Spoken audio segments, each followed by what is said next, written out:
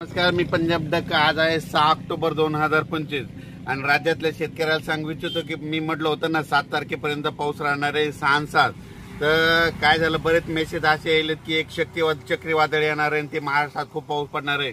मग माझे महाराष्ट्रातल्या शेतकऱ्याला एक सांगायचं की कोणतं शक्ती चक्रीवादळ आपल्याकडे येणार नाही, काही घाबरायची चिंता नाही, काही नाही. फक्त आजची 6 ऑक्टोबर आणि 7 ऑक्टोबरच्या दरम्यान राज्यात फक्त भाग बदलक तुरळक ठिकाणी पाऊस पडणार आहे, सर्वदूर पडणार नाही, मुसळधार कुठं पडणार नाही, अतिवृष्टी होणार नाही, म्हणून हा अंदाज लक्षात येतात. पण काय झालं, टीव्हीला बातमीमध्ये बरेच मला शेतकऱ्याचे फोन आले, एखादं चक्रीवादळ येईल का. मी म्हटलं तुम्हाला कोण म्हटलं, तर ते म्हणले बातमी चालू आहे.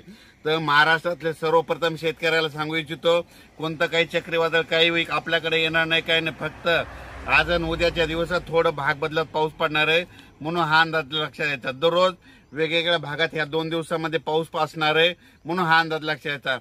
पण राज्यातल्या शेतकऱ्याला सांगू इच्छितो की तुम्ही काय करा, 15 तारखेपर्यंत जशी सोयाबीन काढायची तशी काढून घ्या, झाकून ठेवा, नसा मशीन मधून काढून घ्या. कारण की राज्यात आता 15 तारखेपर्यंत हवामान कोरडं राहणार आहे, म्हणून हा अंदाज लक्षात घ्यायचा. राज्यात सध्या तरी असं मोठ्या पावसाचं सध्या तरी वातावरण नाही.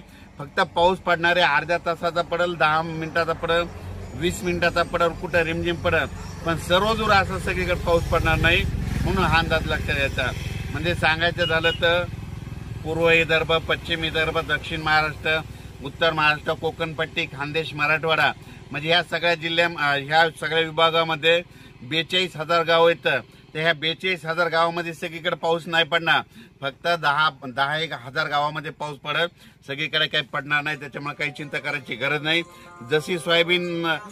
जसं तुम्हाला सोयाबीनला वेळ भेटेल, तुम्ही काय करा, तसं सोयाबीन काढून घ्या आणि जसं दुपारपर्यंत काढा, वाटल्यास उचला, गोळी लावून घ्या. असं केल्याच्या नंतर तुमची सोयाबीन सुखरूप घरी येणार आहे. पण राज्यात मात्र खूप असा काही मोठा पाऊस पडणार नाही, म्हणून हा अंदाज सर्व शेतकऱ्यांनी लक्षात घ्यायचा. अचानक वातावरणात बदल झाला, लगेच एक मेसेज दिला जाईल. धन्यवाद.